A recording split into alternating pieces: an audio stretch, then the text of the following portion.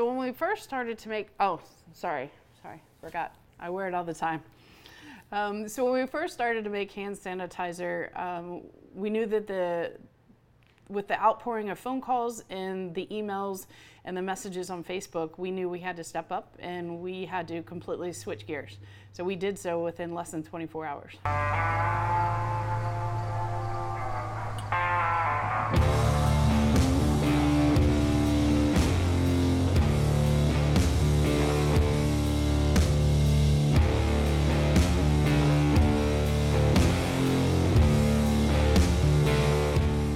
I'm Christine Riggleman. I own Silverback Distillery and I'm the master distiller.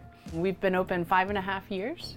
We have 19 international awards. We have vodka, gin, rye whiskey, honey rye whiskey, bourbon, moonshine, sometimes barrel-aged gin. So we're sitting in my office right now. It's a little messier than normal, so no judging. We're a little busy with the hand sanitizer, but I have a wonderful mural here in the background that reminds me of why I started this journey. It is the cloisters in Scotland, and that's when I fell in love with the distillery, and I knew I wanted to go that route. So I look at it every day when I'm frustrated with paying the bills or paying the ABC's money profit transfer and all that kind of stuff. I just sort of stare at the mural here, and it brings me a little bit of peace and zen. So we were making whiskey batch, and I had ordered some supplies for my daughters when COVID started to get a little bit of a buzz. I realized that I had 2 of my 3 daughters are pregnant, and I wanted to make sure that if there was a shortage, I wanted to make sure they had some good stuff of sanitizer on them. And so I ordered some ingredients to make them a batch, and I had some on the counter for my employees to use. And we had some customers that were nurses and police officers that said, "Hey, can I buy that?" And I went, well, I'm sure, Walmart, dollar store has it. And they said, no, people are already out. And I said, are you kidding? So we immediately went online, ordered enough for 300 bottles. And we've been supplying major hospitals and universities, nursing homes, police officers, postal workers, freight line workers, you name it, first responder wise, EMTs, firefighters, we've been helping them. And until about 2 weeks ago, it was all giving away on donations. We finally got our FDA approval, which is huge hassle. Once we got that, then we were allowed to start charging, and we're charging a very fair rate just to cover our costs and what it takes to make it. The reason why distilleries can help out during this pandemic is because we have the equipment and the skill set to be able to do so. Wineries, breweries, and cideries don't have the equipment that we have to be able to get alcohol to a high enough proof that's required be able to sell and make hand sanitizer. So that's why a lot of them aren't helping. So a lot of people are going, well, why isn't my brewery helping out? Or why isn't my winery helping out? Well, they can't. They don't have equipment to let them get the alcohol proof high enough so that it is actually effective and helps kill the germs. But we have been very, very fortunate that we have local wineries and breweries that had product that they couldn't use, and it was going to go to waste, and they donated it to us. So what we have here outside is these are some of the empty totes that we've used already that had wine or beer in them. And then over here, these are some of the totes that still have wine in them that we're about to distill next week. So I'm sitting in one of my tasting rooms right now. Normally, this would be filled with lots of people playing music. The light's a little more dim, bustling, drinking cocktails, selling merchandise, selling bottles. But right now, I call it our triage unit. We just moved a couple of the huge shelves we had down here that were completely full of product. We have purchased products down here for the sanitizer. We've got shipping orders for bottle sales that people can have shipped to their house. And then we also have the bottles here that people are picking up for the different nursing homes, the firefighters and stuff like that, as well as bottles for the public. We are very challenged with space here normally, so we knew that it would be very difficult for us to be able to produce whiskey and sanitizer at the same time.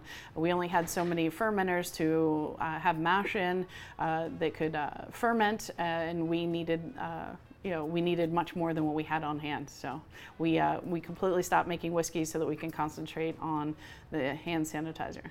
if you're making hand sanitizer from our grains, we use local grains, and we have to cook the grains and we have to ferment them in large fermenters for about 6 to 7 days. And then once it's done fermenting, then we would distill it. And so this is where we distill the product. It takes and separates all of the grains, and it comes out the bottom. We put it in totes outside. We have a sifter that helps take out some of the water from it, and we donate the spent mash, which is the leftover mash, to our local farmers.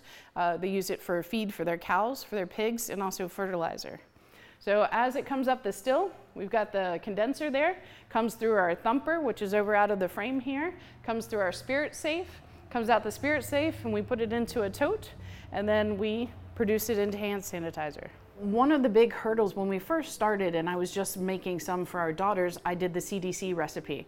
I hadn't made hand sanitizer before, so I looked, I first go for the legal route, and the easiest recipe that was there was for CDC recipe. And I think the proof was 140 proof that the distillate had to be.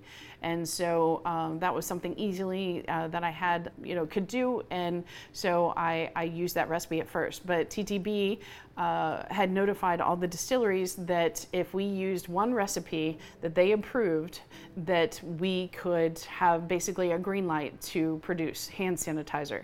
If we wanted to get a different recipe, we could do it and apply for it. They weren't refusing people, but they said that there's no way that they could guarantee the turnaround time on how long it was going to take, if it would be a couple days or a couple months, because they had, fewer people that they were working with, at TTB, and they, it still was a process that had to go through many steps. To produce sanitizer, we need ethanol, which we have here, which is great.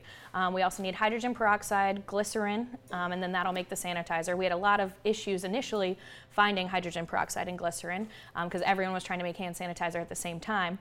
We were able to source those, and then we found that the biggest obstacle was actually finding the containers that we were going to put the hand sanitizer in. So we were lucky enough to get a donation of 1-gallon jugs from a packaging company in Baltimore named Antler Packaging. So they donated jugs, but a lot of organizations were looking for these smaller bottles to be able to give out to their staff or things like that. So we got creative. We actually found glue bottles and also honey bottles. So a lot of our sanitizer has actually been made in these two types of bottles just because we couldn't find normal ones. If we were able to find 4-ounce or 8-ounce bottles, we couldn't find the caps for it. There was just a huge demand at once because a lot of distilleries were trying to fulfill a need as we were, and we just couldn't find bottles. But luckily, we've been able to get creative. All right, this is our little bottler called Little Dipper. Our big bottler is in Pennsylvania. He's a much larger system. His name is Bishop. From the movie Aliens, he's the android. So this can be adjusted to the different heights to do the small bottles, 2-ounce, 4-ounce, 6-ounce, 8-ounce, and then we can also do the gallon jugs. So we're buying supplies and products for the hand sanitizer and shipping materials and making sure we have enough bottles, but also some of our plants are closed that we get our bottles from, so we have to get it from farther away. Sourcing all the materials, people didn't understand.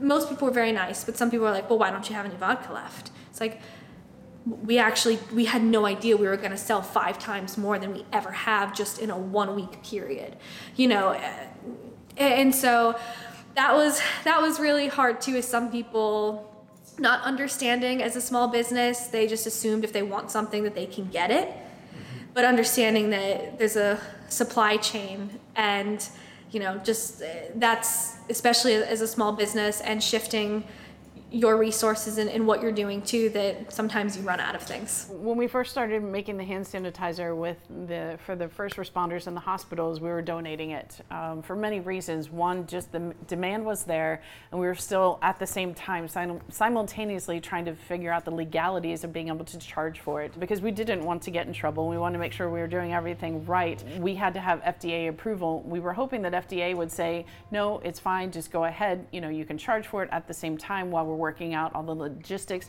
Their site kept crashing. We were on 2 mass email chains with 2 different states of distilleries. Everybody's trying to go, what do you do when you get to number 10? Wait, I got to number 11 now, I don't know what to do. And so and then they'd get almost through, and then the site would just crash because so many people were trying to get approval. So it's been very frustrating, but we did get our approvals and we were able to start charging for it. We do continue to still give lots of it for donations for some people that need it, that are on the front line, that don't have the money and the funds for it, because a lot of people that would normally have a money stream coming in just don't have it right now. So I'm really proud of Silverback as a company. During this pandemic, we were able to keep all of our full-time employees in Virginia as well as Pennsylvania. And that wasn't even an option with what we were doing, with how much we had going on. We knew we would try to figure out to find the funds for payroll, where we could. So we were very proud of our staff. They didn't even hesitate to, because they knew we were helping out. And they said, we're going to do what we can for as long as we can, and we're all in. So it was very humbling. Another layer of frustration is getting people to come back. Some of our college staff would only work on the weekends, and all the universities don't have classes right now. So that's been very difficult because if they were going to UVA or JMU or East Stroudsburg in Pennsylvania, they're not there anymore. They moved back to their home states or 2 or 3 hours away from that university, and so they're not there to work anymore. So we started reaching out to people and trying to get people to, the ones that weren't college students, and some of them actually don't want to come back because they're making more on unemployment than they would for us. That's been frustrating because it takes twice the amount of staff right now because of all the rules that are there and the 6 feet distancing, and trying to explain all the rules to people. We need double the staff, getting half the numbers in, and then trying to get the number of people in we're all exhausted. Silverback will be, both of our locations, we're going to be feeling the ripple effect from the COVID-19 for many years, because we did not simultaneously keep distilling whiskey for ourselves and distilling sanitizer. The demand was too much that we couldn't balance it, and we felt that the hospitals needed it then and now, and that was more important. And so when we distill whiskey for ourselves, we have to ferment it, cook it, ferment it, distill it, and then we put it in barrels. When we put it in barrels and put it in our rick house, which is our barrel house, it will age anywhere from 2, 3, 4, 5, 6 years and up. And the fact that we're not making it every week for ourselves, we are going to feel a ripple effect for many years from helping out. So I don't think people realize that this isn't just something that's going to fix itself and the Band-Aid will, be able to come off and we're good to go as soon as we have the green phase. We're going to be feeling it for a while, but we've all knew what we were doing and the sacrifice we were making, and we knew it was the right thing to do. ABC takes 34% out of every bottle we sell out of our tasting room. Every bottle we sell, they take 34%. When we sell to their stores, their state stores, they take 54% of every bottle. I immediately started begging them to work with distilleries so that we could keep our profits. We're just asking to keep what we earn, even though we are the only alcohol producer that has been able to step up and help out of our own dimes in our own pocket, step up and help during this crisis. We're still being punished, and they're still taking almost half of our profits. Emotionally, I am very grateful that I'm a part of an industry and my family that stepped up to the plate and we helped out. We are like most people. We didn't know if our business was going to be able to survive this. We didn't know if we were going to come out on the other side with our doors still open. But we knew we had the equipment and the skill set to be able to help. So we are all, and my entire staff, are so grateful that we could step up and that we could help. And it's been very rewarding, and it's been our fuel.